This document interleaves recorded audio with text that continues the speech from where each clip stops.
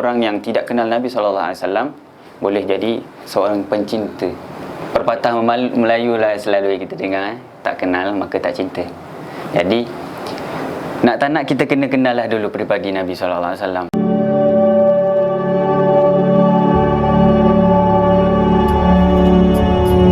Bismillahirrahmanirrahim. Nama ana Luqman Hakim bin Rosli, asal Selangor.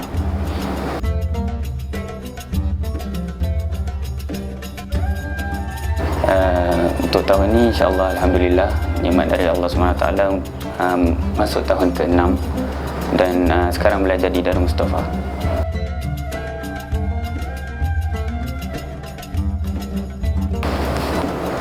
Kita tengok sendirilah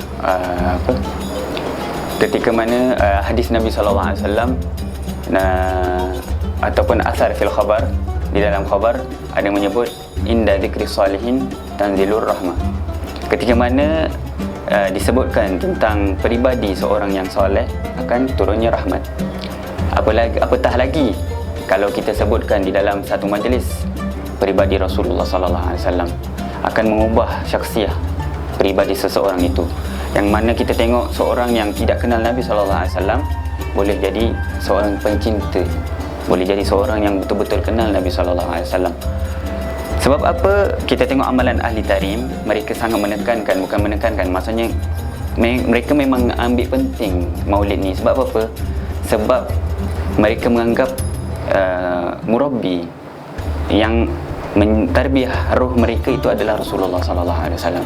Jadi apabila mereka menganggap murabbi mereka adalah Rasulullah, insyaAllah akan merubah saksiah dia orang 100%. Sebab apa? Sebab Rasulullah SAW utusan Allah SWT. Jadi mubasyaratan, kan? Jadi asar yang zahir kita nampak, agal yang paling sedikit kita nampak akan terjaga daripada maksiat, kan? Maksudnya, dan juga akan terjaga daripada teman-teman yang buruk.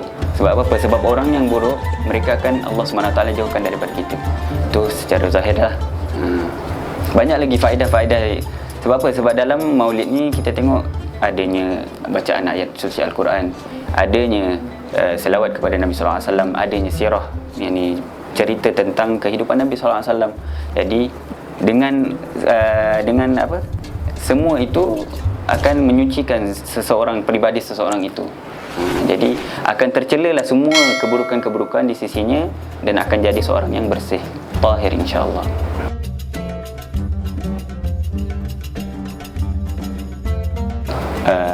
Ini kalau yaqazah ni dia masalah khilafiyah, maksudnya ada sebahagian pendapat yang kata tidak ada yang kata ada, tapi benda ni bukan benda yang mustahil. Maksudnya berjumpa dengan Nabi SAW bukanlah perkara yang mustahil, cuma likulli magamin magal. Jadi setiap orang, kalau kita nak ceritakan benda, kita nak bagi permata kepada orang yang mana dia bukan ahli permata, dia tak akan tahu nilai permata. Jadi kalau perkara-perkara yang detail di dalam agama kita nak bagi faham kepada orang yang tidak tahu detail agama, jadi akan ada salah faham. Jadi bagi saya, kalau kita nak tahu penjelasan yang lebih, kita bolehlah tanya kepada para alim ulama, insyaAllah. Cuma perkara ni berjumpa dengan Nabi SAW itu bukan perkara yang mustahil, insyaAllah.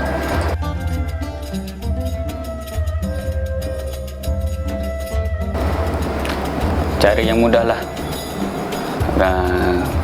pepatah Melayu lah selalu kita dengar, tak kenal maka tak cinta. Jadi nak tak nak kita kena kenal lah dulu peribadi Nabi SAW. Cukuplah kalau kita tengok seorang Arabi, orang yang tinggal, orang kampung, orang asli, duduk jauh dari Nabi SAW. Jadi seperti mana di dalam hadis Nabi SAW, datangnya orang Arabi kepada Nabi SAW, diorang ni sifatnya kasar.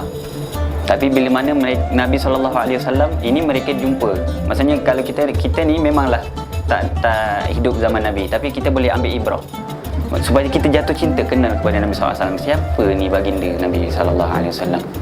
Kita tengok tu Arabi, orang yang Badui, orang asli, jauh duduk, tapi bila jumpa Nabi, Nabi muamalah dengan muamalah yang sangat baik, kan? Ada satu ketika di dalam hadis, seorang Arabi datang kencing dalam masjid. Saidina Umar kata nak marah, suruh dia keluar daripada masjid. Sebab apa? Sebab dia kencing dalam masjid. Tapi Nabi SAW kata tak, tinggalkan dia. Sebab apa?